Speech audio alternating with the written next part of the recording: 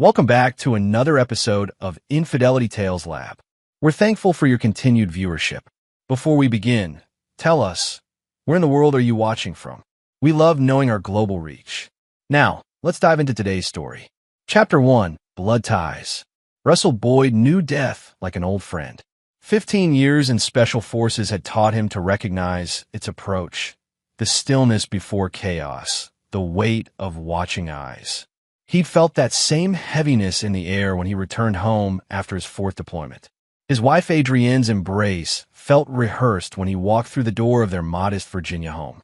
Their son Travis, now 14, hung back in the hallway, something guarded in his eyes that hadn't been there in the video calls. "Welcome home, soldier," Adrienne said, her smile not quite reaching her eyes. Russell noticed the unfamiliar earrings, the subtle change in her perfume. "Good to be back," he lied, setting down his duffel. Something was wrong in his house. He could feel it in his bones. That night, Russell unpacked while Adrienne made dinner. As he stored his gear in the closet, he discovered a man's watch tucked beneath her sweaters. Not his, not something he'd ever seen before. He pocketed it without a word, his mind already calculating, assessing. The dinner conversation was strained. Adrienne talked about her new job at the real estate office, about Travis's school, about the neighbors. Russell nodded, but he was watching Travis, who barely touched his food. "Everything okay, son?" Russell asked. Travis looked up, then quickly away. "Yeah, fine. Just homework stress." Russell didn't push. He'd learned patience in Afghanistan. Information came to those who waited. Later that week, Russell followed Adrienne to what she claimed was a meeting with clients. Instead, she drove to an upscale restaurant across town. Through the window, Russell watched her embrace a tall man with a military bearing.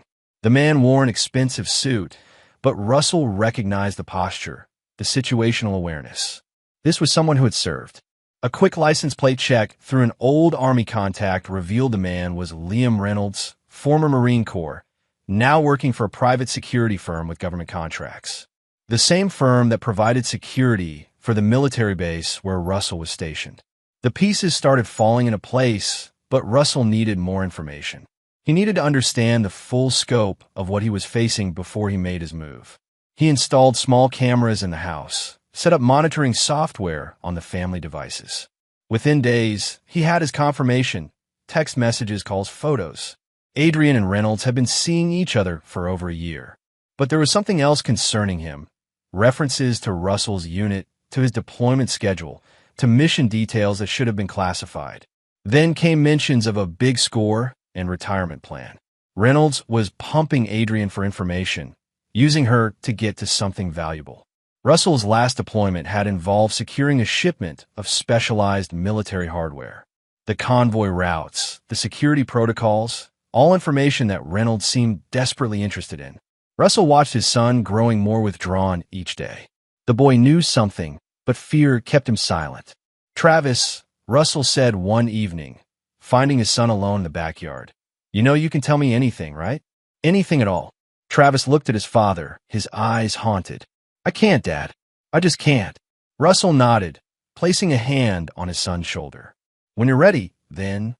That night, Russell heard Travis crying in his room. He stood outside the door, listening, his hand on the knob. Then he heard Travis whisper into his phone, "I can't keep doing this, Liam. He's my dad." Russell's blood ran cold. Reynolds had gotten to his son, too.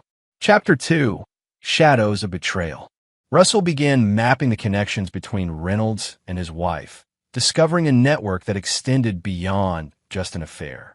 Reynolds had 3 brothers, all former military, all now working for various security contractors. Phone records showed regular contact between Adrienne and 2 of the brothers, Derek and Cole Reynolds. When Russell mentioned running into an old friend who now worked private security, Adrienne's reaction was revealing. A moment of panic quickly masked, followed by probing questions about what the friend had said. "Just catching up," Russell told her, watching her shoulders relax. "Might look into that line of work myself when my contract's up next year." "Really?" Adrienne said, her voice too casual. "I thought you were career military." "Time to think about the future," Russell replied, studying her face. "Make some real money for a change." That night, he found her on the phone in the bathroom, whispering urgently. "He knows something," she was saying. "No, I don't think he knows about us. But he mentioned private security. We need to move faster." Russell began backtracking through his last deployment records. His unit had been tasked with escorting an unmarked shipment from a research facility to a secure location. The official manifest listed electronic equipment, but Russell had been in the service long enough to recognize when he was moving something that didn't officially exist. Whatever it was valuable enough for Reynolds to orchestrate an elaborate scheme to get to it. Valuable enough to turn Russell's wife against him, to manipulate his son. Russell discovered that Reynolds had been dishonorably discharged from the Marines 5 years earlier for selling classified information. His brothers had all left their respective branches under similar clouds. Now, they operated in the shadowy world between legitimate security work and outright mercenary activities. What troubled Russell most was Travis's involvement. The boy was withdrawn, constantly checking his phone, jumping when Russell entered a room. One afternoon, Russell came home early to find Travis hurriedly closing his laptop. "School project?" Russell asked. "Yeah," Travis mumbled, not meeting his eyes. That night, Russell accessed Travis's laptop remotely. What he found chilled him. Reynolds had been messaging Travis for months, at first posing as a friend, then as a mentor, gradually extracting information about Russell's schedule, his habits, his deployment details. Recently, the messages had taken a darker turn, with thinly veiled threats toward Travis and Russell if the boy didn't cooperate. Russell's jaw clenched as he read the latest exchange. "Reynolds, your mom and I need that info about your dad's next convoy route. It's important." "Travis, I told you, he doesn't talk about work with me." "Reynolds, ask him. Make up a school project. Say you're proud of him. Whatever works. We need to know." "Travis, what are you going to do?" "Reynolds, nothing bad if everything goes according to plan. But if it doesn't, remember what I told you about what happens to families of soldiers who get in our way." Russell closed the laptop, his decision made. Reynolds and his brothers were planning something during his next convoy duty, likely an ambush to steal whatever they were transporting. They were using Travis as their informant, threatening him to ensure his cooperation. The next morning, Russell made a call to his commanding officer, requesting a meeting off base. Major Harvey Wilson had known Russell for 12 years, through 3 combat tours. "What's on your mind, Boyd?" he asked as they sat in a diner 20 miles from a base. "Need to talk about the next transport duty," Russell said quietly. "I think there may be a security breach." Wilson's expression hardened. "What kind of breach?" "Personal," Russell replied. "My wife's been seeing someone. Ex-Marine named Liam Reynolds." Wilson's coffee cup paused halfway to his lips. "Reynolds? You're sure?" Russell nodded. "He's been asking questions about my deployment schedules, convoy routes. Getting to my son, too." Wilson set his cup down carefully. "Reynolds and his brothers have been on our radar. They're suspected of hitting military shipments in 3 states, but we've never been able to prove it. If he's targeting your convoy." He paused. "What exactly does he know?" "That's what I need to find out," Russell said. "And then I need your help to set a trap." Chapter 3. The Warning. The plan was simple but risky. Russell would feed Travis carefully selected information about an upcoming convoy, information that would seem valuable to Reynolds, but would actually lead him and his brothers into a military police ambush. Russell hated using his son this way, but he needed to know how deep Travis was involved, whether the boy was a willing participant or a victim of manipulation and threats. He casually mentioned the convoy to Travis over breakfast. "Big day, next Friday. Escorting some fancy new tech to Fort Benning." Travis's spoon froze halfway to his mouth. "What kind of tech?" "Can't say much," Russell said, watching his son closely. "But it's important enough that I'll be running point. Route 29 most of the way. Standard stuff." Travis nodded, his eyes darting to his phone beside his plate. That night, Russell monitored Travis's messages to Reynolds. "Travis, Dad's leading a convoy next Friday. Route 29 to Fort Benning. He says it's fancy new tech." "Reynolds, good work. Any details on timing or security arrangements?" "Travis, he didn't say, but he's running point whatever that means." "Reynolds, it means he's in the lead vehicle." "Perfect. Your mom and I appreciate this, Travis. Once this is done, we'll be set. You, me, and your mom can start over somewhere new. Reynolds' response confirmed what Russell suspected. They were planning to hit the convoy, and Adrian was fully complicit. They were even planning to take Travis away afterward. The following day, Russell met with Major Wilson and a small team of trusted officers to finalize their plan. They would set up a decoy convoy while the real shipment took an alternate route. Reynolds and his brothers would find themselves walking into a trap. But that night, everything changed. Russell was in his home office when Travis appeared in the doorway, pale and shaking. "Dad," he said, his voice barely above a whisper. "I need to tell you something." Russell gestured for him to come in, closing the door behind him. "What is it, son?" Travis broke down, tears streaming down his face. "I've been talking to Mom's friend, Liam. He made me tell him things about you, about your work." "I know," Russell said quietly. Travis looked up, shocked. "You know, I've known for a while. I want to see how far it would go, what they were planning." "They're going to hurt you, Dad," Travis said, his voice cracking. "Liam and his brothers. They want whatever you're transporting next week. They made me help them." Russell pulled his son into an embrace. "It's okay. I got a plan. The convoy information I mentioned was fake. We're setting a trap for them." Travis stiffened in his arms. "No, Dad, you don't understand. They know you suspect something. Mom told Liam you've been asking questions. They're changing their plan. They're coming here tonight. They're going to make me call you while you're on patrol, tell you something happened at home, so you'll come back alone." Russell's mind raced. If Reynolds knew about the trap, then the whole operation was compromised. Worse, they were bringing the fight to his home, where Travis was. "When?" Russell demanded. "Tonight. Mom left an hour ago to meet Liam. His brothers are supposed to come here at midnight. I'm supposed to call you at 12:30 after your patrol starts." Russell checked his watch. 11:15 p.m. He had 45 minutes.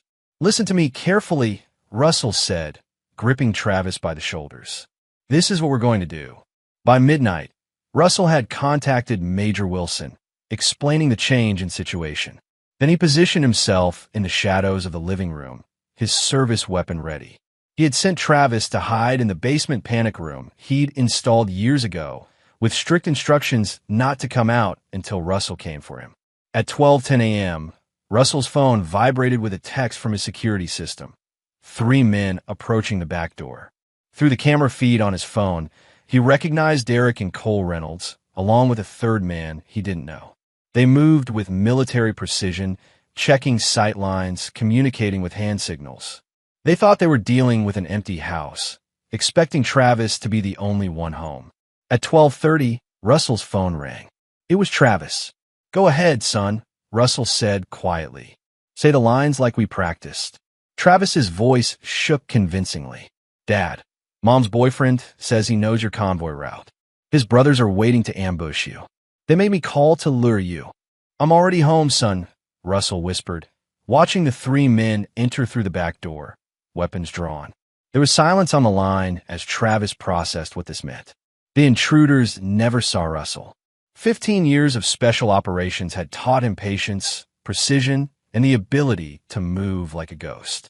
The first man went down silently, a precise strike rendering him unconscious. The second turned just in time to see Russell before a well-placed blow incapacitated him. The third, Cole Reynolds, managed to raise his weapon, but Russell was faster, disarming him with a brutal efficiency that left Cole's arm broken in 2 places. Within minutes, all 3 were zip-tied and unconscious on the living room floor.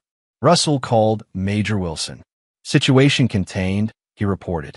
3 suspects in custody at my residence. No casualties." He paused. "But Reynolds and my wife are still out there, and they know something's wrong when their team doesn't report in." "Stay put," Wilson ordered. "We've got patrols looking for Reynolds now. We'll find him."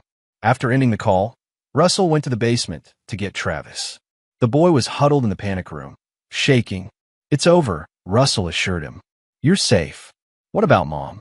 Travis asked, his voice small. Russell's expression hardened. "Your mother made her choice." As they climbed the stairs back to the main floor, Travis stopped suddenly. "Dad, there's something else I need to tell you." Before he could continue, Russell's phone rang. It was Major Wilson. Boyd, we got a problem. Reynolds escaped our patrol. He's in the wind. And we can't locate your wife either. Russell looked at Travis, whose face had gone pale. What is it, son? He asked, his voice gentle despite the urgency of the situation. Mom and Liam, Travis said. They have a place. A cabin in the mountains. She took me there once, made me promise not to tell you. Said it was her special place where she could think. Russell nodded, his jaw tight. Can you remember how to get there? As Travis described the location, Russell knew the real battle was just beginning. Reynolds would be desperate now. His brothers captured, his plan in ruins. A desperate man was unpredictable, dangerous. We need to go, Russell said, helping Travis to his feet. Right now. Chapter 4. Hunting Grounds. The mountain roads were treacherous in the pre-dawn darkness. Russell drove with methodical precision, his mind calculating contingencies. Beside him, Travis directed their route toward the secluded cabin where Adrian and Reynolds had created their secret retreat. How long have you known about this place? Russell asked, his voice carefully neutral. Travis stared out the window at the passing trees. Mom started taking me there about 6 months ago. At first, she said it was just for hiking trips. Then Liam started showing up. He paused. I didn't want to go anymore after that, but she insisted. So we needed to bond with him. Russell's hands tightened on the steering wheel. And what did Liam talk to you about during these trips? At first, normal stuff. Sports, school. Then he started asking about you. When you'd call from deployment, what you would talk about. He made it seem like he just wanted to know what kind of father you were. Travis's voice cracked. I didn't realize what he was doing until he started threatening me. Threatening how? He showed me pictures of guys he said crossed him. Said one word from him, and the same could happen to you. Or to me. Travis looked down at his hands. That's when I started telling him things. I'm sorry, Dad. This isn't on you, Russell said firmly. Reynolds is a predator. He targeted you because of me. None of this is your fault. As they approached the turnoff of the cabin, Russell killed the headlights and pulled over. Stay in the car, he instructed, checking his weapon. Lock the doors. If anyone but me approaches, use this. He handed Travis a small canister. Pepper spray. Aim for the eyes, then run into the woods. Head downhill, find a road. What are you going to do? Travis asked, fear evident in his voice. Russell's expression was unreadable. Reconnaissance first. I need to know what we're dealing with. The cabin sat in a small clearing, a rustic 2-story structure with a wraparound porch. A black SUV was parked outside, Reynolds' vehicle. Russell circled the perimeter, moving silently through the underbrush. Through a window, he could see Adrian pacing in the main room, her face etched with worry. Reynolds was nowhere in sight. Russell positioned himself near the back door, listening. Voices drifted through an open window. They should have called by now, Adrian was saying, her voice tight with panic. Something went wrong. Reynolds' voice, controlled but tense. Travis was supposed to make the call at 12:30. What if Russell figured it out? What if he hurt Travis? Reynolds' laugh was cold. Your husband's a soldier, not a monster. He wouldn't hurt his own kid, even if he knew the boy was setting him up. You don't know Russell, Adrian said quietly. Not really. I know enough, Reynolds replied. I know he's predictable, follows orders, plays by the rules. That's why this was supposed to work. So what now? Adrian asked. Now we adapt. My brothers will handle themselves if they got caught. They know the drill. Say nothing. Ask for a lawyer. By the time the military sorts through the red tape, we'll be long gone. And the money? The buyers are expecting delivery next week. We'll have to tell them there's been a delay. Once things cool down, we can still make this work. The intel you provided about the classified tech is too valuable to pass up. Russell had heard enough. Adrian wasn't just having an affair. She was actively selling military secrets to Reynolds, who was apparently planning to sell them to foreign buyers. This wasn't just about a convoy ambush anymore. It was treason. He was preparing to move when he felt, rather than heard, someone approach from behind. He turned just as a heavy blow struck the side of his head, sending him sprawling. Cole Reynolds stood over him, blood caking the side of his face, but very much not in custody. Looking for someone, Boyd? Russell's vision swam as he tried to reach for his weapon, but a kick sent it skittering away into the underbrush. Zip ties aren't much of a challenge for guys with our training, Cole said, hauling Russell to his feet. Though I gotta admit, you got the drop on us at your house. Wasn't expecting you to be home. He marched Russell toward the cabin at gunpoint. Liam, look what I found prowling around outside. The cabin door burst open, and Liam Reynolds emerged, his expression shifting from surprise to cold calculation at the sight of Russell. Boyd, I should have known you'd track us here. He glanced past Russell toward the dark woods. Where's the boy? Safe, Russell replied, his voice steady despite the throbbing in his head. Far away from you. Reynolds studied him for a moment, then nodded to Cole. Bring him inside. We need to have a chat. Adrienne's face went pale when she saw Russell, her hand flying to her mouth. Russell, how did you? Travis told me about your little love nest, Russell said, his voice devoid of emotion. Seems like there's a lot you've been keeping from me, Adrienne. Reynolds shoved Russell into a chair, securing his hands behind him with more zip ties. Family reunion. How touching. You won't get away with this, Russell said calmly. Major Wilson knows I'm here. If I don't check in within the hour, this place will be swarming with MPs. Reynolds laughed. Nice try, Boyd. We both know special forces operators like you don't call for backup that easily. You came alone, hoping to play hero. He leaned in close. Where's the boy, really? Is he outside? In your car. Russell maintained eye contact, his expression neutral. He's with Wilson, giving a full statement about everything you've done. The threats, the manipulation, the planned ambush. For the first time, uncertainty flickered across Reynolds' face. He's lying, Adrienne said quickly. Travis wouldn't betray us like that. Betray you? Russell's laugh was bitter. That's rich, coming from a woman who's been selling military secrets while her husband was deployed. Reynolds straightened up, his composure returning. It doesn't matter. We're leaving tonight, with or without the boy. The buyers are still interested in what we can provide. The intelligence Adrienne stole for you is already compromised, Russell said. Wilson's team is changing all the security protocols as we speak. There will be other opportunities, Reynolds replied with a cold smile. Your wife has been very helpful in establishing connections within base. We just need to get to our extraction point. Cole moved to the window, peering out into the darkness. Speaking of which, we should move. Dawn's coming soon. Reynolds nodded. Pack the essentials. We're out in 5. As Reynolds and Cole began gathering equipment, Adrienne approached Russell, her eyes pleading. Russell, please, she whispered. This got out of hand. I never meant for things to go this far. Russell looked at her, really looked at her, for the first time since entering the cabin. The woman he had loved, the mother of his child, now a stranger willing to betray not just her marriage vows, but her country. When did you stop loving me, Adrienne? He asked quietly. Her eyes dropped. I don't know. Maybe after your second deployment, when you came back, different, distant. Liam made me feel seen, appreciated. And selling military secrets? Was that also about feeling appreciated?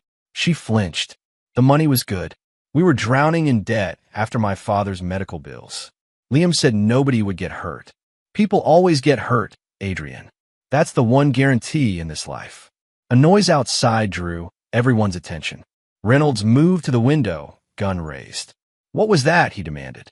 Before anyone could answer, the cabin was plunged into darkness as the power was cut. Cole, check the breaker, Reynolds commanded, switching on a tactical flashlight. On it, Cole replied, moving toward the back door. The moment Cole opened the door, a canister came flying through, bouncing across the floor before erupting in a cloud of tear gas. Russell, anticipating the attack, had already started working on his restraints, dislocating his thumb to slip one hand free. As Reynolds and Adrienne began coughing and staggering in the gas, Russell lunged forward, tackling Reynolds to the ground. The two men fought brutally in the darkness, both trained killers with years of combat experience. Reynolds landed a powerful blow to Russell's kidneys, but Russell countered with an elbow strike that shattered Reynolds' nose. Outside, Cole's shout was cut short by the sound of a scuffle, followed by silence. Russell gained the upper hand, pinning Reynolds beneath him. It's over, he growled, his hand closing around Reynolds' throat. Not quite, Reynolds gasped, his hand reaching for something in his waistband. Russell saw the glint of a blade too late. The knife slashed across his ribs, cutting deep. He rolled away, hand pressed to the wound as Reynolds staggered to his feet. "You're good, Boyd," Reynolds admitted, wiping blood from his face. "But I didn't survive 3 tours in Fallujah by playing fair."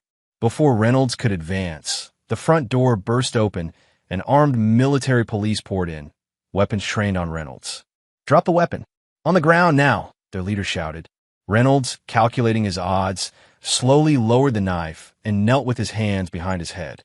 As the MPs secured Reynolds and the still coughing Adrian, Major Wilson entered, helping Russell to his feet.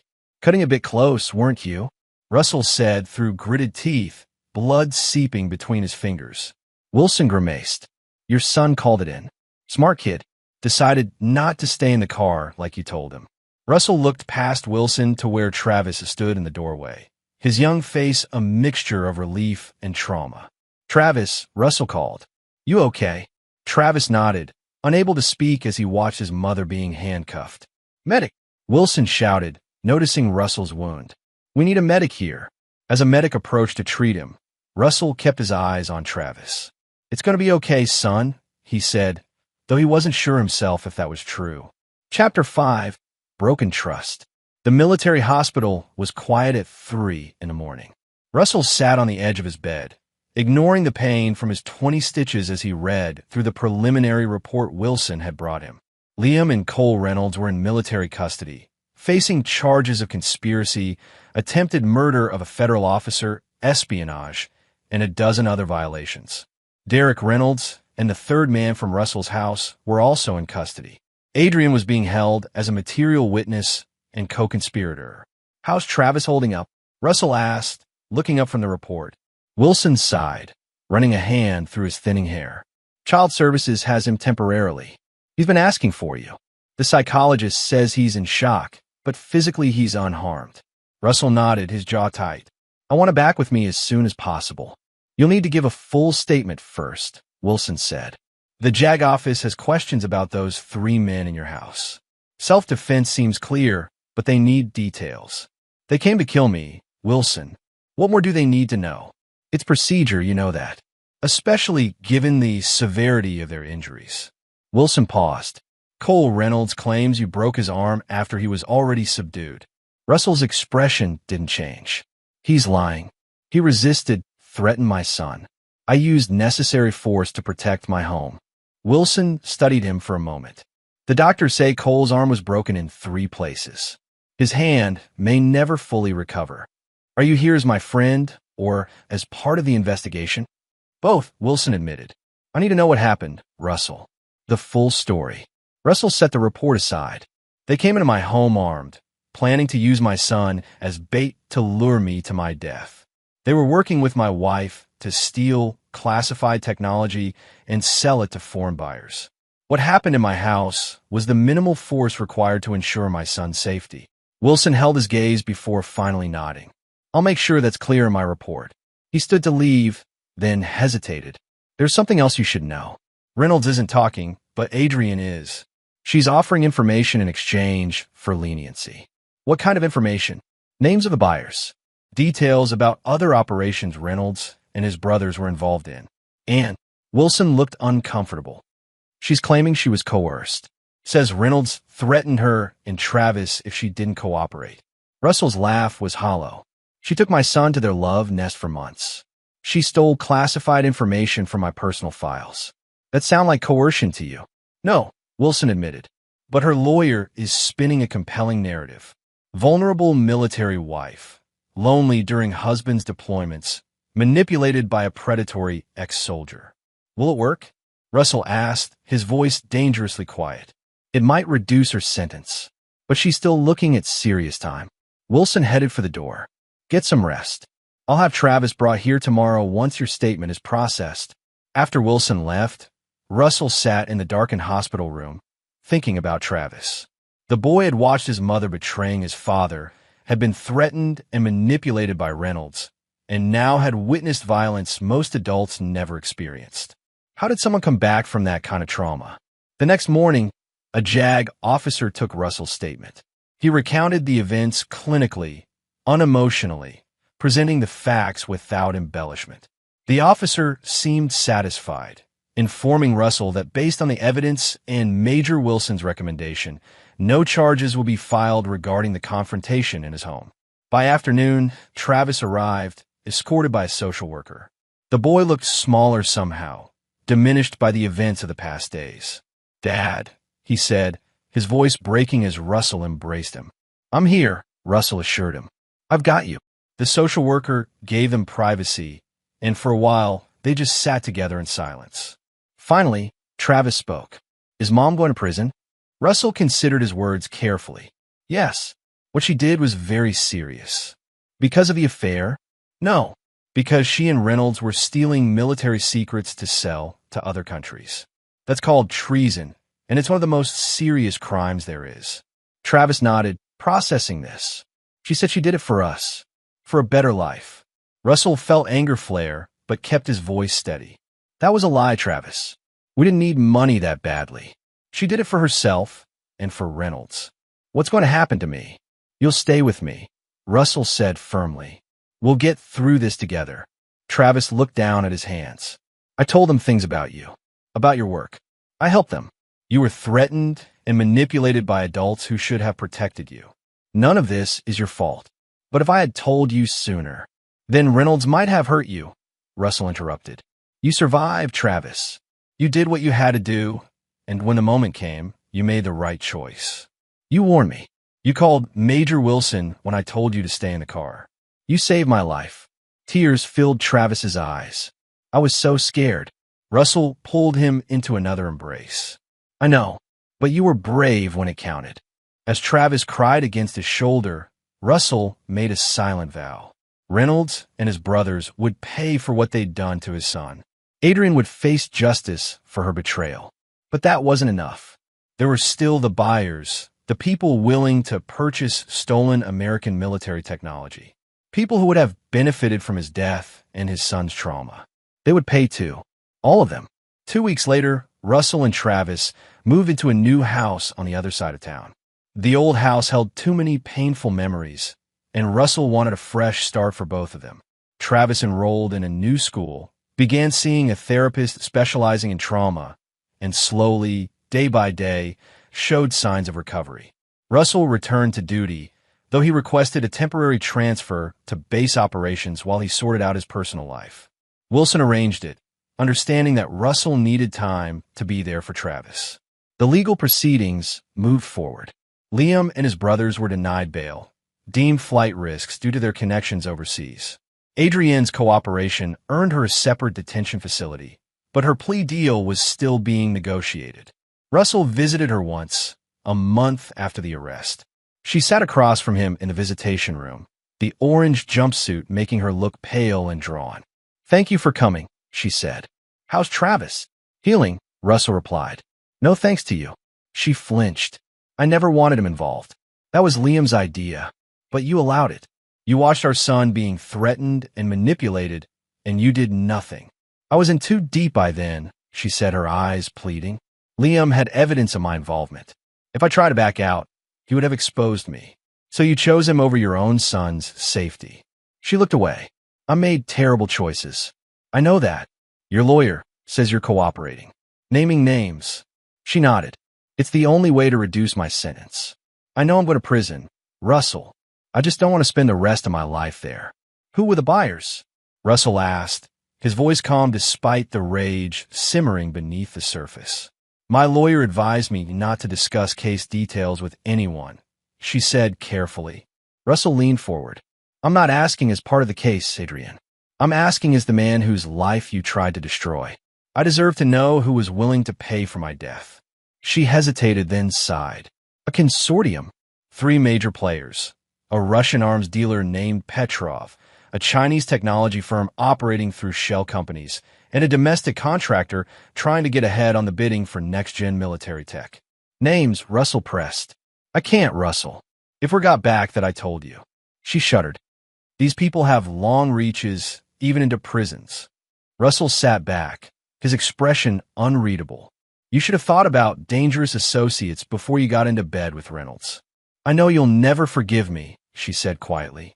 But please, for Travis's sake, don't let your anger consume you. He needs his father. Don't you dare use our son to manipulate me, Russell said, his voice deadly quiet. You lost that right when you put his life at risk.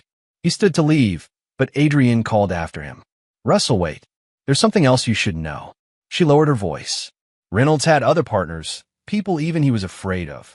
They don't know I've given up his name, but if they find out, they might come looking to tie up loose ends. Are you saying my son is still in danger? She nodded, her eyes fearful. Be careful. Watch over him.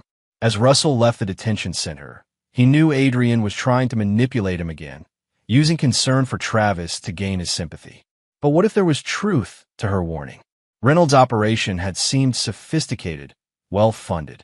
There could easily be other players in the shadows, people who had invested in the intelligence Adrienne and Reynolds were selling. People who might not appreciate the operation being shut down. Chapter 6. Ghosts and Shadows. Russell established new routines for himself and Travis, carefully designed to appear normal while incorporating security measures. Different routes to school each day. Regular check-ins. A new security system of the house. Travis didn't complain. The recent events had made him hyper-vigilant, aware of threats in a way no 14-year-old should be. 3 months passed without incident. The Reynolds brothers remained in custody, awaiting trial. Adrienne accepted a plea deal, 15 years in exchange for her full cooperation. The news reported the disruption of an espionage ring targeting military technology, but the details remained classified. Russell kept digging. Using contacts from his Special Forces days, calling in favors, he began mapping the network behind Reynolds' operation. Adrienne had mentioned 3 main buyers. Russell identified 2. Viktor Petrov, a Russian arms dealer operating through proxies in Eastern Europe, and TechFusion, a Chinese firm with ties to their military. The third buyer, the domestic contractor, proved more elusive. Russell suspected it was one of the major defense corporations, but there were dozens of possibilities, all with the resources and motivation to acquire advanced military technology through back channels. Wilson provided what information he could without compromising the ongoing investigation. The FBI has taken over that aspect, he told Russell during one of their regular meetings. They're following money trails, communications. It's slow work. Too slow, Russell replied. If these people decide to tie up loose ends, Travis could be in danger. We have no evidence they're even aware of Travis's role, Wilson pointed out. As far as most people know, you discovered your wife's affair and the plot through your own investigation. Travis is just a victim in the official narrative. Reynolds knows the truth. So do his brothers, if they talk to the right people. Wilson sighed. I can assign a protective detail if you're really concerned. Russell shook his head. No, more people means more visibility, more opportunities for leaks. We keep this contained. That night, as Russell was checking the security feeds before bed, he noticed a car passing their house for the 3rd time in an hour. Nothing obvious, a dark sedan with tinted windows, moving at legal speed. But Russell recognized surveillance when he saw it. He activated a secondary security protocol on his phone, sending the car's license plate to a private investigator he'd hired, former Army intelligence, someone who knew how to be discreet. The response came an hour later. The car was registered to a shell company tied to Meridian Defense Solutions, one of the largest military contractors in the country. The third buyer. They had found him. Russell didn't sleep that night, instead planning contingencies. He couldn't go to the authorities without revealing that he'd been conducting his own unauthorized investigation. Besides, companies like Meridian had former generals on their boards, political connections at the highest levels. The system might not protect him or Travis if Meridian decided they were liabilities. The next morning, he called Travis's school to report him sick, then took him to a cabin owned by a former teammate, 50 miles away in the mountains. "What's going on, Dad?" Travis asked as they drove, clearly unsettled by the sudden trip. "Just being cautious," Russell replied. "Remember how we talked about situations requiring extra security?" Travis nodded. his expression serious beyond his years. Is it because of Mom or Liam? In a way, some people connected to them might be watching us. This is just temporary until I can resolve the situation. At the cabin, Russell set up security measures while Travis settled in. The place was remote, defensible, stocked with supplies. His teammate had used it as a safe house during his private security days. "You'll stay here with Brian," Russell explained, introducing Travis to his former teammate. "He'll keep you safe while I take care of some business in town." "You're leaving?" Travis asked, panic edging into his voice. Russell knelt to meet his son's eyes. "Just for a few days. Brian is one of the best soldiers I ever served with. You'll be safer with him than with me right now. Why can't we both stay here?" "Because I need to make sure these people understand that coming after my family is a mistake they won't live to repeat." Travis studied his father's face. "You're going after them, aren't you? The people Mom and Liam were working for." Russell considered lying, then decided against it. Travis had seen too much deception already. "Yes, they need to understand there are consequences." "Will you kill them?" Travis asked, his voice small but steady. Russell placed his hands on his son's shoulders. "I'm going to do whatever is necessary to ensure you're safe. Not just tomorrow or next week, but for good. Can you trust me on this?" After a long moment, Travis nodded. Back in the city, Russell began his operation methodically. The PI had identified the surveillance team as private security contractors working for Meridian Defense Solutions. For men, rotating in shifts, keeping eyes on Russell's house and tracking his movements. Rather than avoiding them, Russell let them follow him, establishing a predictable pattern while gathering information on their procedures. They were professionals, but they weren't special forces. They hadn't been trained to watch for the kind of counter-surveillance techniques Russell employed. Within 3 days, he had identified their command structure, their communications protocols, and most importantly, the location of their local operations center, a nondescript office building owned by another Meridian shell company. On the 4th night, Russell made his move. Dressed in black tactical gear, he accessed the building through a maintenance entrance, bypassing the security system using techniques honed through years of covert operations. The night security guard never saw him coming. A quick, silent takedown with no permanent damage. In the security office, Russell accessed the computer system, downloading files, communications logs, anything that might identify who at Meridian had authorized the operation against him and his family. He found what he needed in an encrypted folder.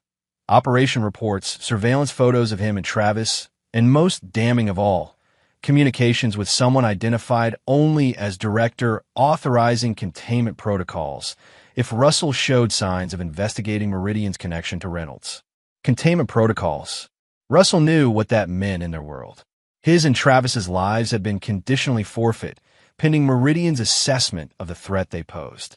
As he was preparing to leave, voices in the hallway alerted him to the arrival of the night shift security team. 2 men, from the sound of their conversation, coming to relieve the guard he'd incapacitated. Russell could have slipped away unnoticed. That would have been the prudent move. But these men worked for the organization threatening his son. Prudence wasn't his priority anymore. The security team entered the office to find their colleague unconscious and Russell waiting in the shadows. Their training kicked in. Both reached for their weapons, but Russell was already moving, a ghost in the darkness. The first man went down with a crushed larynx, gasping soundlessly on the floor. The second managed to draw his gun before Russell's strike dislocated his shoulder and sent the weapon clattering away. A precise blow to the temple rendered him unconscious. Russell gathered the fallen weapons, along with the data he'd downloaded, and exited the building as silently as he'd entered. No alarms, no witnesses, nothing to indicate this was anything more than a random break-in. But Russell had left something behind, a small card with a simple message tucked into the pocket of the man with the crushed larynx. It read, "Tell Meridian's director that Russell Boyd sends his regards." This was a warning. There won't be a second one. The next morning, Russell called a number he'd found in the encrypted files. It rang 3 times before being answered. Security operations, a clipped voice stated. "I need to speak with Director Hargrove," Russell said. "Tell him it's Russell Boyd, and this conversation will determine whether his security team lives through the night. A pause, then, hold, please. 2 minutes later, a deeper voice came on the line. Mr. Boyd, you've been busy. Your surveillance team is sloppy, Director Hargrove. Your security protocols are outdated, and your communication security is compromised.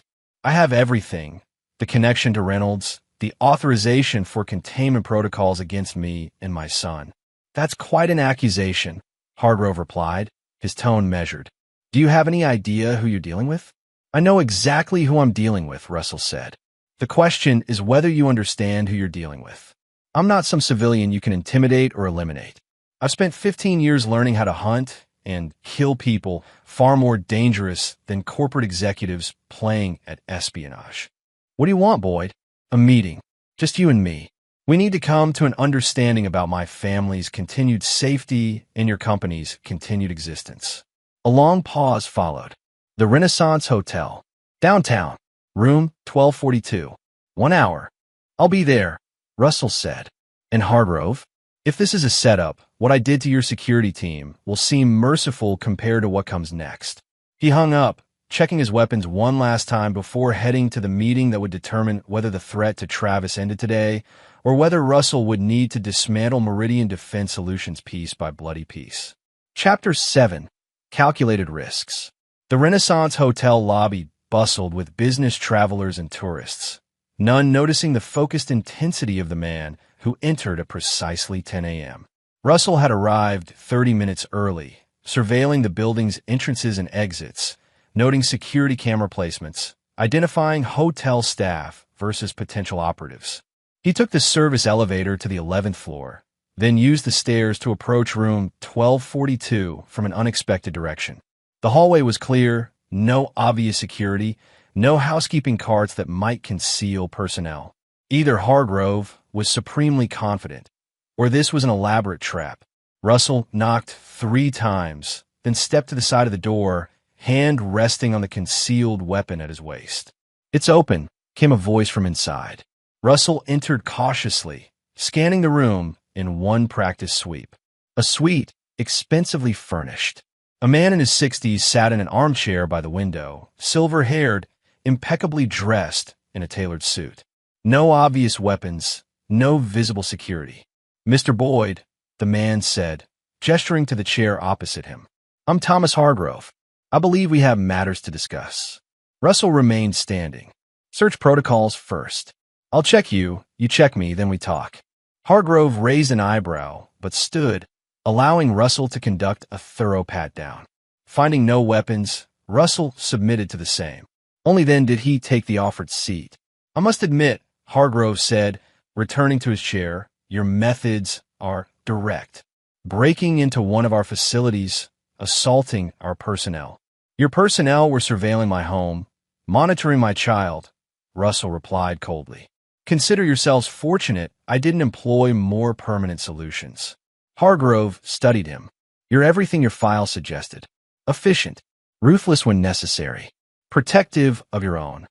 "My file. Meridian does its homework, Mr. Boyd.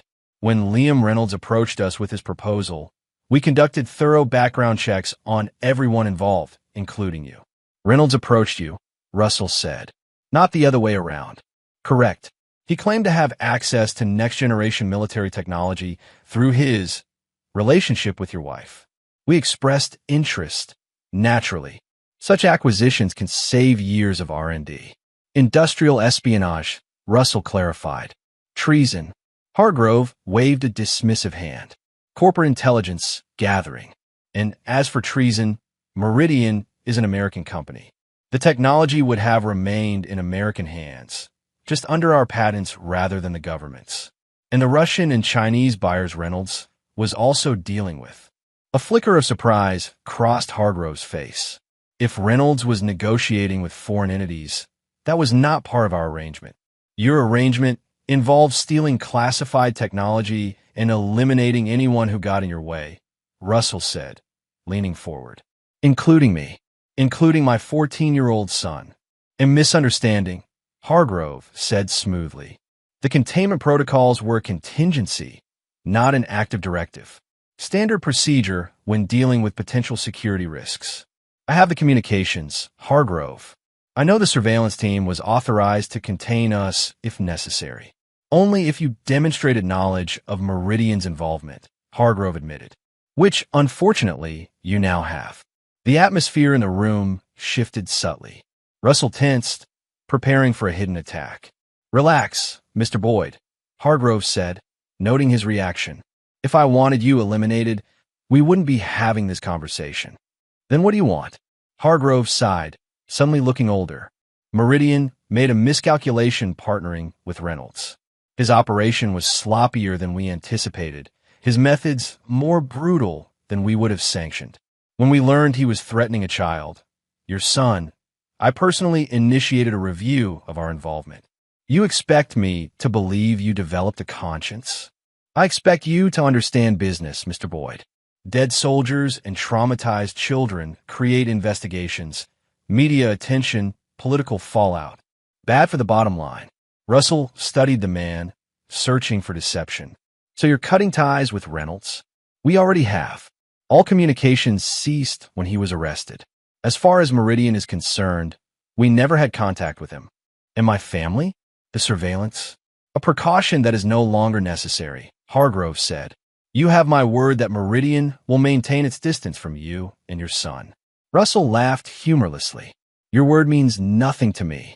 I need guarantees, such as complete cessation of all surveillance, a signed confession detailing Meridian's involvement with Reynolds, to be held by my attorney and released if anything happens to me or my son, and financial compensation for the trauma your company helped inflict on my family.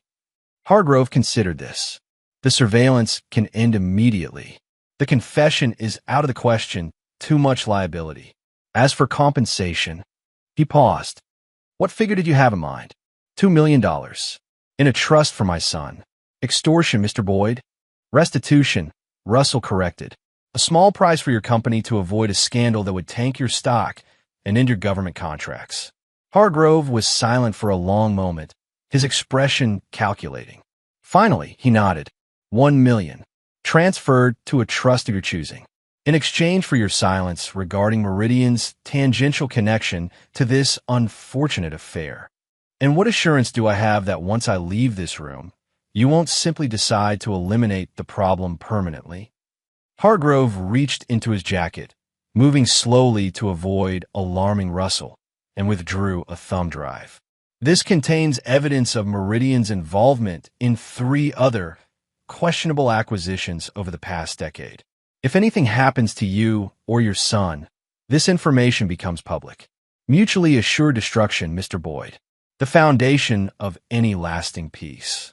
Russell took the drive, considering the offer. He didn't trust Hargrove or Meridian, but the arrangement made a certain cold, pragmatic sense. Corporations like Meridian operated on risk assessment.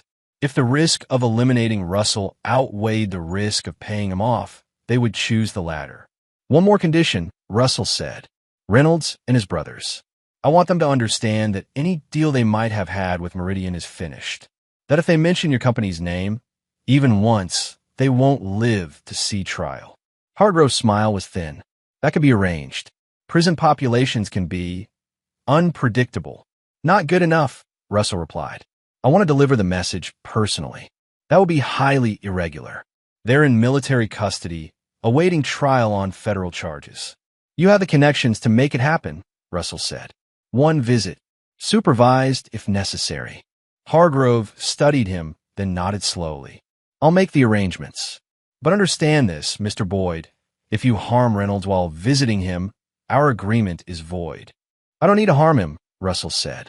I just need him to understand the consequences of threatening my family. The meeting concluded with handshakes and the exchange of secure contact information. Russell left the hotel the same way he'd entered, watchful for any sign of surveillance or a double cross.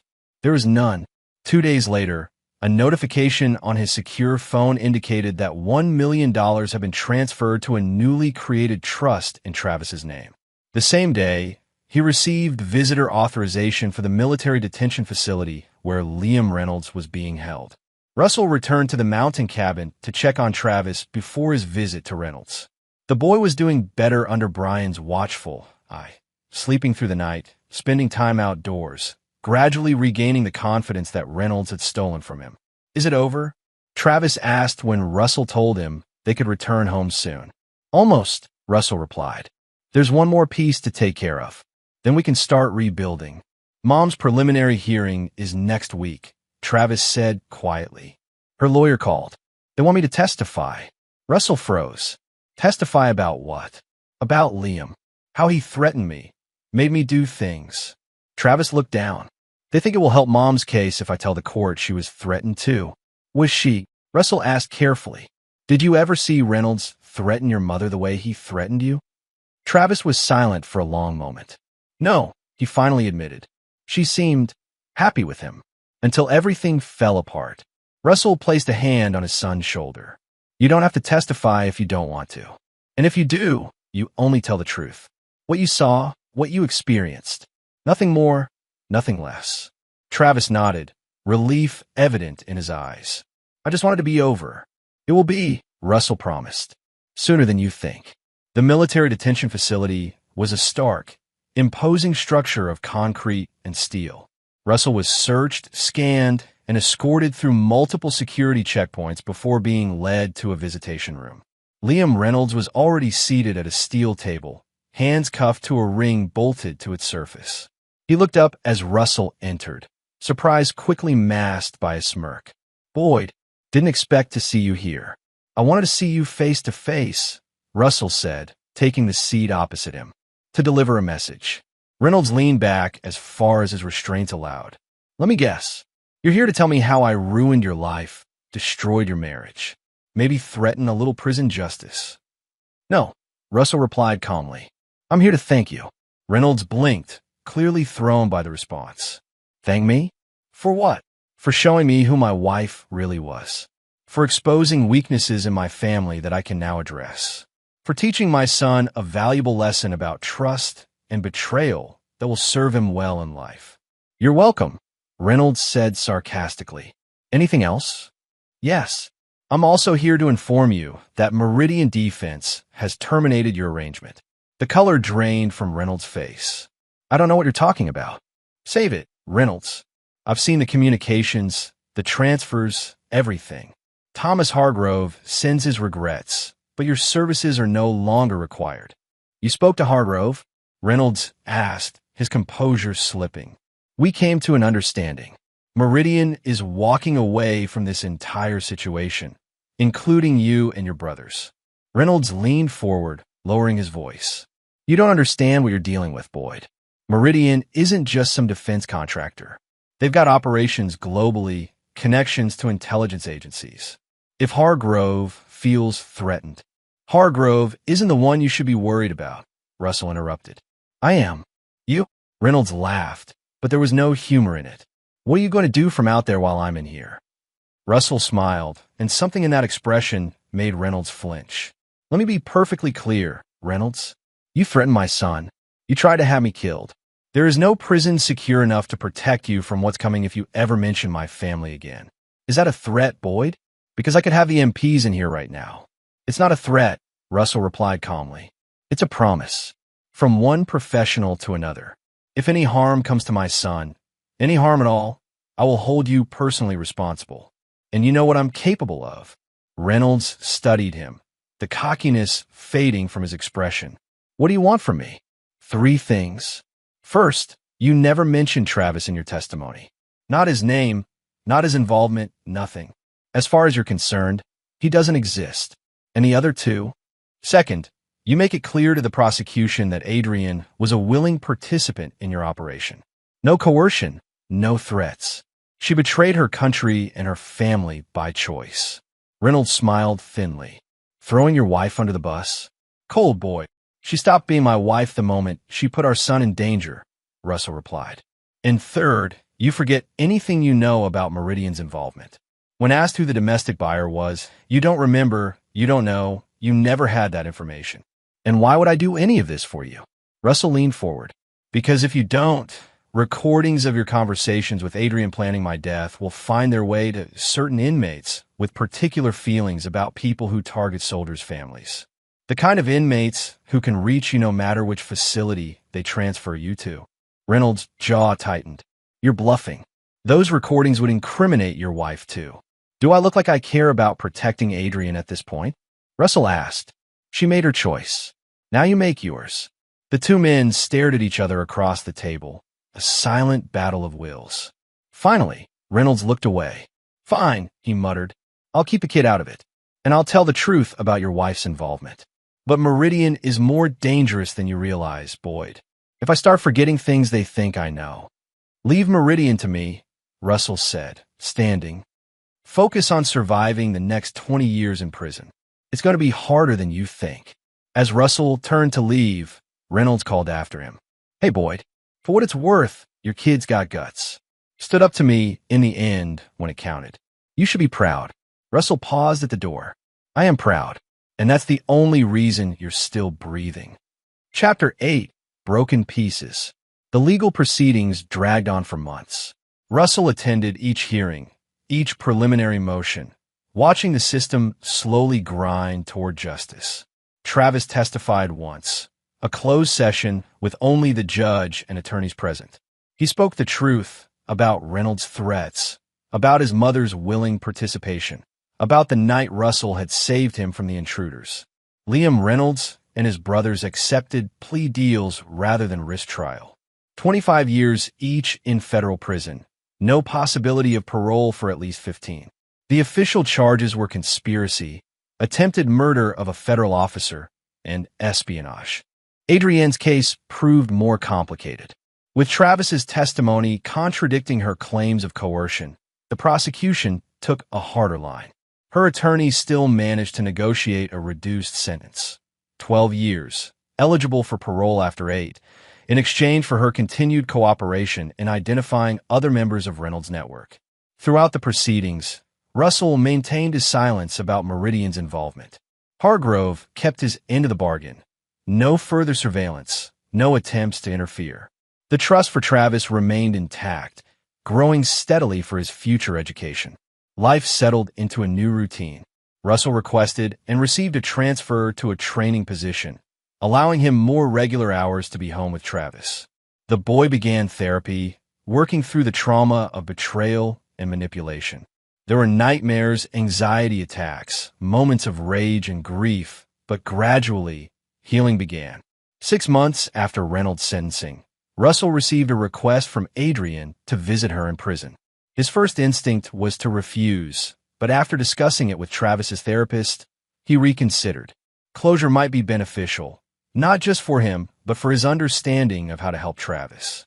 The women's detention facility was less imposing than the military prison where Reynolds was held, but the security was just as tight. Adrienne had lost weight, her once styled hair now pulled back in a simple ponytail. She seemed smaller somehow, diminished by the setting and her circumstances. Thank you for coming, she said as Russell took his seat across from her. Why did you want to see me, Adrienne? She looked down at her hands. I've had a lot of time to think in here, about the choices I made, the people I hurt. And I wanted to apologize. Not just for the affair, but for everything. For betraying your trust, for putting Travis in danger, for being so blind to what Reynolds really was. Russell studied her, searching for manipulation or deception. He found only exhaustion and regret. It's too late for apologies, he said finally. What's done is done. I know, she admitted. I don't expect forgiveness. I needed you to know that I understand now. How completely I destroyed everything we had. Why did you do it? Russell asked, the question that had haunted him for months. We had a good life. A family. Was it just the money? Adrienne was silent for a long moment. It started as an affair. Simple, selfish. You were gone so much, and when you were home, you were distant. Liam made me feel desired, important. She shook her head. The information came later. Small things at first, your deployment dates, general locations. He paid well, and it seemed harmless. Harmless, Russell repeated, his voice flat. I told myself it was, she admitted. By the time I realized what he was really after, I was in too deep. He had evidence of my involvement. If I'd backed out, I'd have gone to prison anyway.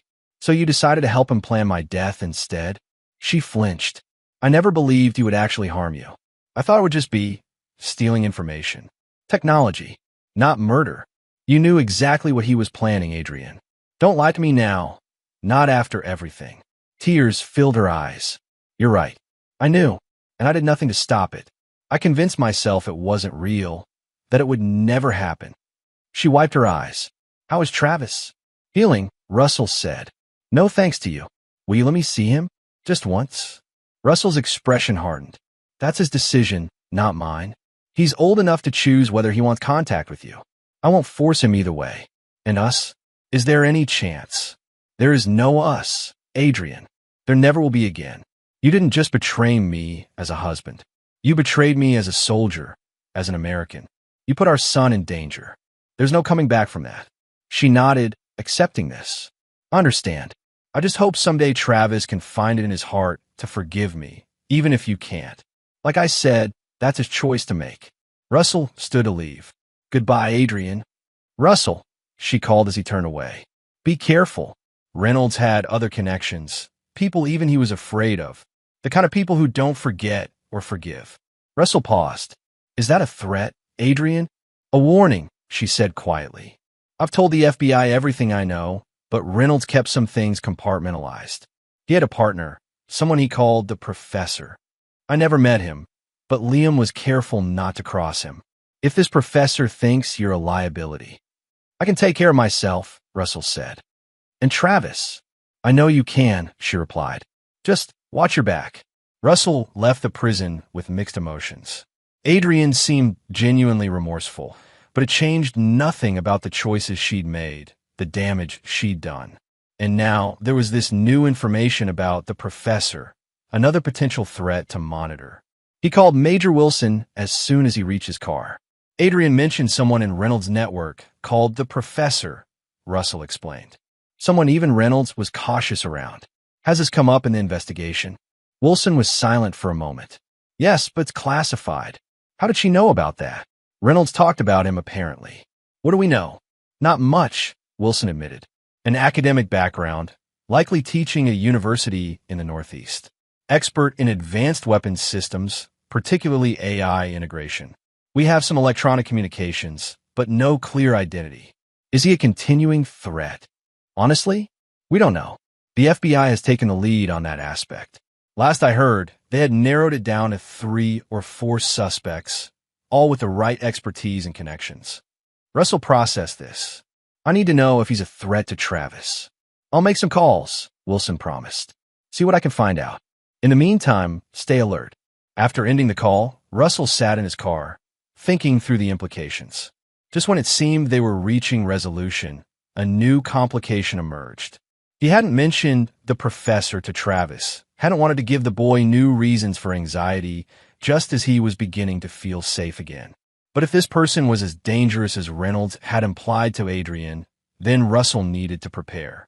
Not just for his own safety, but for Travis's as well. That evening, as Russell was helping Travis with his homework, his secure phone rang. The number was blocked. Boyd. He answered, moving into the other room. It's Hargrove, came the familiar voice. We need to talk. In person. About what? About the professor. Tonight. Same hotel, same room, 1 hour.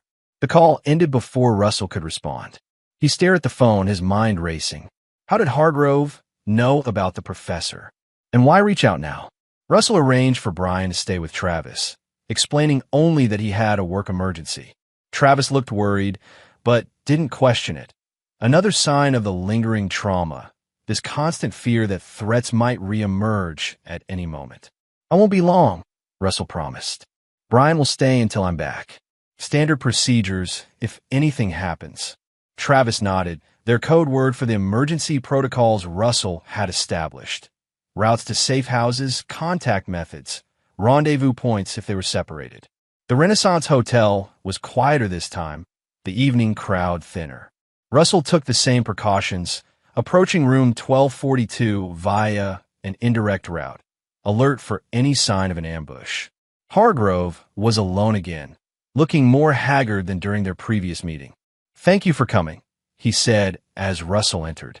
You mentioned the professor, Russell replied, remaining standing. How do you know that name? Hargrove gestured to a folder on the table between them. Because Meridian has been tracking him for years. He approached us once, offering technology similar to what Reynolds later promised. We declined. Why? His price was too high. Not just money, but access to our defense systems, our contracts with the military. Hargrove shook his head. Even for Meridian, there are lines we won't cross. Russell picked up the folder, scanning its contents. Partial communications, financial traces, surveillance photos, all related to someone identified only as P. Why show me this? Because he's looking for you, Hargrove said.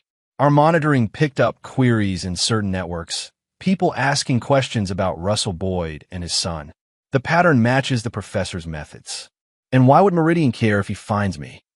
Self-interest, Hargrove admitted. If he eliminates you, the evidence you hold against us becomes public. And there's another factor. The professor has been trying to infiltrate Meridian for years. If he connects you to us, it gives him leverage he's been seeking. Russell considered this. You're not telling me everything. Hargrove sighed. No, I'm not.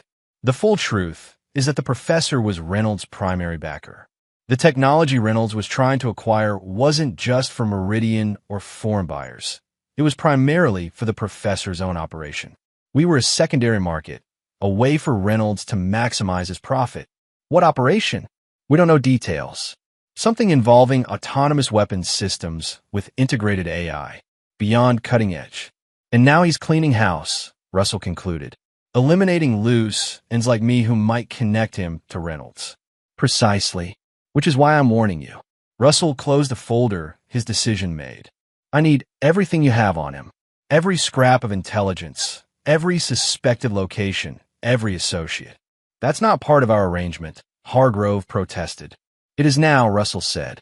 Unless you'd prefer, I go to the FBI and tell them about Meridian's involvement with Reynolds. I'm sure they'd be very interested, especially with their ongoing investigation into the professor. Hargrove studied him before nodding reluctantly. I'll have a complete file delivered to you. But understand this, Boyd. The professor is not like Reynolds. He's not a soldier or mercenary. He's something altogether more dangerous. What's that? A true believer, Hargrove said. Someone who thinks his work is so important that any price is worth paying, any life worth sacrificing. The most dangerous kind of adversary. Russell left the hotel with a folder, his mind already formulating a plan. For too long, he'd been reactive, responding to threats as they emerged. It was time to take the initiative to end this cycle of danger permanently. The professor had made a critical mistake by searching for Russell. He'd revealed himself, created a trail that could be followed back to its source. And Russell had spent 15 years learning how to follow such trails, how to find people who didn't want to be found. The hunter was about to become the hunted. Chapter 9. The Final Reckoning. The complete file arrived the next morning, a secure digital package delivered by courier. Russell spent hours going through it, methodically building a profile of the man known as the professor.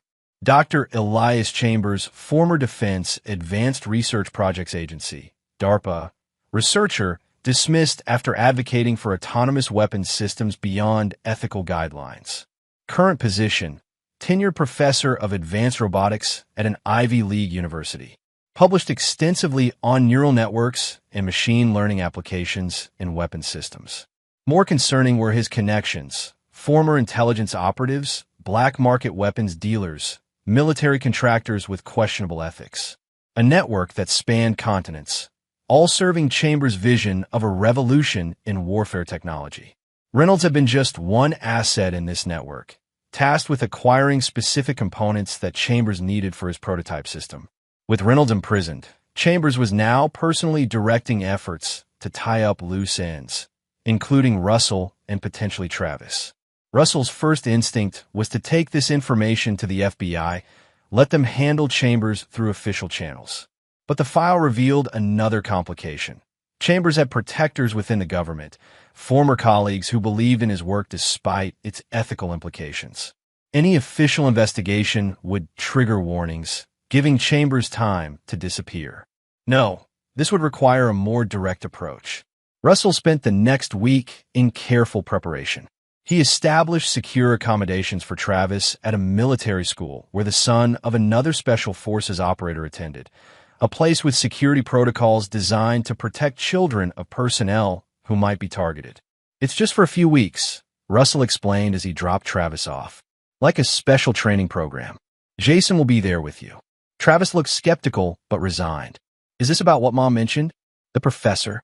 Russell shouldn't have been surprised that Travis had overheard his conversation with Wilson. The boy had developed keen situational awareness through harsh experience. Yes, Russell admitted. There's one more loose and I need to tie up. Then it's really over. Travis studied his father's face. You're going after him. I'm going to make sure he never comes after us. Travis was quiet for a moment. Just come back, okay? You're all I've got now. Russell pulled his son into a tight embrace. I promise. With Travis secure, Russell traveled to Philadelphia, where Chambers taught at the university. He established surveillance, mapping the professor's routine, identifying vulnerabilities. Chambers was cautious, varied routes, private security, encrypted communications, but not military trained. There were openings if one knew where to look. On the fifth day, Russell identified his opportunity. Chambers had a standing reservation at an exclusive restaurant near campus every Wednesday evening. He dined alone, reviewing papers while he ate, his security detail positioned discreetly at nearby tables. Russell wouldn't confront him there. Too public, too many variables. But he could plant a listening device, gather more intelligence for the final confrontation. The device placement went smoothly. Disguised as a maintenance worker, Russell accessed the restaurant's HVAC system hours before Chambers' arrival, placing a pinhole microphone near his usual table. That evening, listening from a van parked across the street, Russell gained valuable insights. Chambers was speaking with someone on his phone. The Boyd situation is becoming problematic. He's connected to Meridian somehow. Yes, I understand the risk. The sun remains our best leverage if direct action becomes necessary. 3 days maximum. Then we proceed regardless. Russell's blood ran cold. 3 days, and they were still considering using Travis as leverage. The timeline had just accelerated dramatically. Russell abandoned his methodical approach. The next evening, he tracked Chambers to his home, an elegant brownstone in an upscale neighborhood. Security was minimal there. One guard at the entrance, basic electronic surveillance. Chambers apparently believed his anonymous status was protection enough, a mistake Russell would exploit. At 2 a.m., when the neighborhood was silent and dark, Russell disabled the security system and entered through a service entrance. He moved through the house like a ghost, locating Chambers' bedroom on the second floor. The professor slept soundly, unaware of the intruder in his home. Russell placed a hand over Chambers' mouth, pressing his weapon against the man's temple. Chambers woke instantly, eyes wide with fear. Dr. Chambers, Russell said quietly, or do you prefer the professor? We need to talk. Russell secured Chambers to a chair in his home office, where soundproofing for video conferences would prevent any noise from alerting neighbors. Russell Boyd, I presume, Chambers said, remarkably composed despite his situation. I've been expecting you, though not quite like this. You've been looking for me, Russell replied. Now you've found me. Indeed, the Special Forces operator who derailed years of planning, millions in investment. The father who wouldn't look the other way when his family was threatened. Speaking of threats, Russell said, I heard your phone conversation. 3 days until you proceed regardless. Care to explain what that means for my son? Chambers sighed. A contingency. One I'd prefer not to implement. Russell's hand tightened on his weapon. You won't be implementing anything once I'm done here. Before you do something irrevocable, Mr. Boyd, perhaps you should consider the full picture. Chambers nodded toward his computer. Check the files marked Prometheus. See what Reynolds was really helping me acquire. Against his better judgment, Russell accessed the files, keeping Chambers in his peripheral vision. The documents detailed an autonomous defense system designed to identify and neutralize threats before they materialized, terrorist attacks, mass shootings, even military coups. You're building an AI weapon, Russell said. I'm building a shield, Chambers corrected. A system that could save thousands of lives, prevent conflicts before they begin, by giving an algorithm the power to decide who lives and dies, by removing human error and emotion from critical security decisions. Chambers leaned forward as far as his restraints allowed. Imagine a world where the next bin Laden is identified and neutralized before he can orchestrate an attack, where school shooters are flagged and intercepted before they can acquire weapons. And who controls this system? You. It controls itself. That's the point. No political agenda, no prejudice, no hesitation when action is required. Russell closed the files. And you think that justifies threatening a 14-year-old boy, using my son as leverage? Regrettable, Chambers admitted. Reynolds went too far there. I authorized surveillance, information gathering, but not threats against your family. That was his initiative, not mine. You expect me to believe that? Check the communications in the Rhodes folder. You'll see my explicit instructions to Reynolds that no harm should come to civilians, especially children. Russell kept his weapon trained on Chambers while he checked the reference files. The emails confirmed Chambers' claim. He had specifically instructed Reynolds to keep operations clean and to avoid involving Travis. Reynolds was becoming a liability. Chambers continued. Volatile, escalating beyond parameters. If you hadn't stopped him, I would have been forced to terminate our arrangement. Very convenient, Russell said skeptically. And now you expect me to just walk away? After your people have been searching for me, planning to use my son as leverage? Not quite. Chambers straightened in his chair. I'm offering you a choice, Mr. Boyd. Work with me instead of against me. Your skills, your experience, they would be invaluable to my operation. In exchange, I guarantee your son's absolute safety. More than safety, security, opportunities, a future beyond anything you could provide alone. Russell laughed humorlessly. You're offering me a job? After everything that's happened? I'm offering you purpose, Chambers replied. The same purpose that drove you to join the military, protecting the innocent, securing a safer world, just with more effective tools. For a moment, Russell tried to see the world through Chambers' eyes, a system that could prevent attacks before they happened, save lives that would otherwise be lost. The soldier in him recognized the appeal, but the father in him remembered Travis's fear, the trauma the boy had endured because of men like Chambers who believed the ends justified any means. You're right about one thing, Russell said finally. I do want a safer world, especially for my son. He raised his weapon, and that starts with eliminating threats like you. Chambers' composure cracked. You'd be making a terrible mistake. My work is too important. The technology is already developed, the network established. Killing me won't stop it. I'm not going to kill you, Professor, Russell said, lowering his weapon. I'm going to expose you. He held up a small device. Everything you've said in the last hour has been recorded. Your files have been copied. By morning, the FBI, Homeland Security, and the University Board will all have detailed evidence of your operation, your methods, and your threats against a military family. They'll bury it, Chambers said desperately. I have connections, people who understand the importance of my work. Some might try, Russell acknowledged. But I've learned a few things about leverage myself.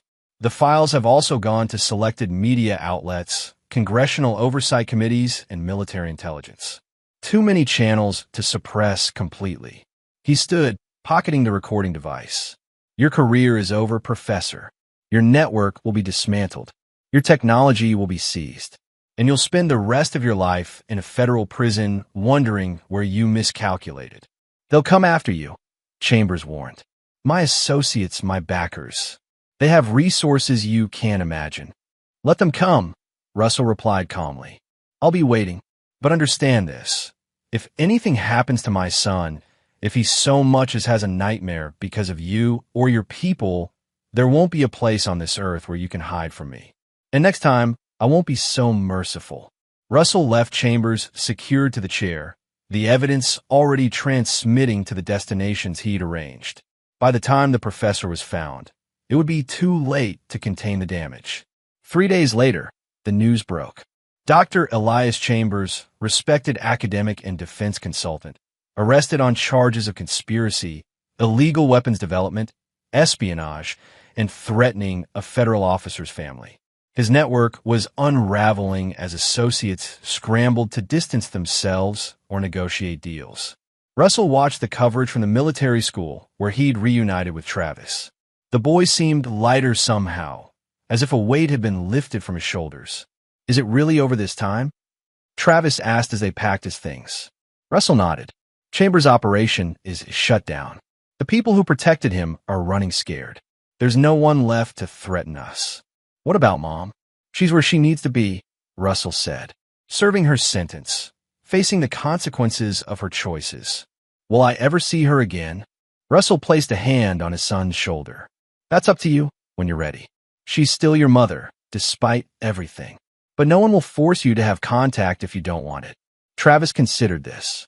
"Maybe someday. Not now. Wherever and whenever you decide, I'll support you." As they drove home, Travis asked the question Russell had been expecting. "What happens to us now, Dad?" Russell had given this considerable thought. "I've requested a training assignment in Colorado. Mountain Division. New place, new start for both of us. If you're okay with that." Travis looked out at the passing landscape. "Yeah, I think I'd like that." Russell smiled, feeling true hope for the first time in months. The road ahead wouldn't be easy. There would be scars, memories that couldn't be erased. But they would face them together, father and son, survivors of a betrayal that had failed to break them. As for Adrian, Reynolds, Chambers, and all the others who had plotted against them, they were fragments of a past best left behind. Russell had protected what mattered most, had shown Travis that some bonds couldn't be broken, even by the deepest betrayal. "Colorado it is then," Russell said. "Time to start the next chapter." Travis smiled, a genuine smile that reached his eyes. "I'm ready if you are." And for the first time since that night, he'd heard Travis's warning on the phone. Russell truly believed they would be okay. And there you have it. Another story comes to an end. What did you think? I'd love to hear your thoughts in the comments below. If you enjoy this story, consider joining our community by subscribing. It means the world to us. For more stories like this one, check out the recommended videos on screen. And I'll see you there.